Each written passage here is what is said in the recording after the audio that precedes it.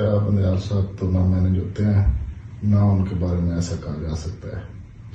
ان کے ساتھ دو ججز ہیں، منیب اختر صاحب اور اعجاز الحسن صاحب، ان کی ذمہ داری پوری اٹھائی ہوئی ہے مظاہر نقوی صاحب نے۔ مظاہر نقوی صاحب کی بیک گراؤنڈ یہ ہے کہ ان کے دو بیٹے ہیں، دونوں ان کے فرنٹ مین ہیں، تو وہ ہر غلط کام میں مبتلا ہیں، کرپشن کرتے ہیں، ٹکا کے کرپشن کرتے ہیں، صبح سے لے کر رات تک کرپشن کرتے ہیں۔ تو پی ٹی آئی اور چوہدری صاحب بھی ان کے بارے میں یہ کہتے ہیں کہ بھئی یہ ہمارے عدالتوں میں لوک آفٹر کرتے ہیں، فیصلے ہمارے حق میں دلواتے ہیں، تو ان کا کوئی کام رکنا نہیں چاہیے۔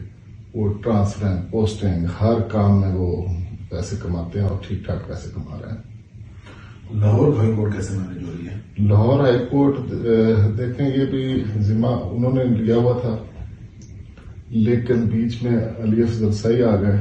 علی افضل سعی نے کہا کہ میں یہ سارا مینج کرتا ہوں۔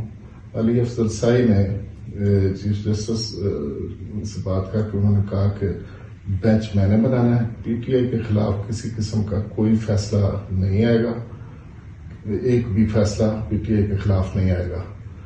تو اس کے بارے میں وہ چیف جسٹس صاحب بھی اپنے فائدے شائدے اٹھاتے رہے ہیں، ٹھیک ٹھاک فائدے پی ٹی آئی کے کہنے پہ ان کو فائدے ملتے رہے ہیں، وہ بھی اپنے سارے کام نکلواتے رہے ہیں، اور اپنے دماد کے لیے بھی انہوں نے 10-15 ارب کے پیپر پروجیکٹ کے لیے ہیں۔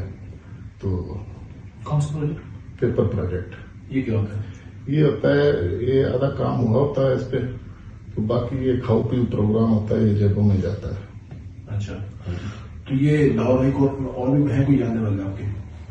لاہور ہائی کورٹ میں ذاتی تعلق بھی ہیں، مطلب جسٹس شاہد کریم ہے، ان کے ساتھ ذاتی تعلق ہے، جسٹس شاہد جمیل ہے، اس کے ساتھ بھی ذاتی تعلق ہے، جسٹس فاروق حیدر ہیں، ان کے ساتھ بھی ذاتی تعلق ہے۔ کس نوعیت کا؟ وہ جب سے وکیل تھے تب سے ان سے پرانا تعلق تھے، اور میرا بچہ بھی ان کے بچوں کے ساتھ پڑھتا رہا۔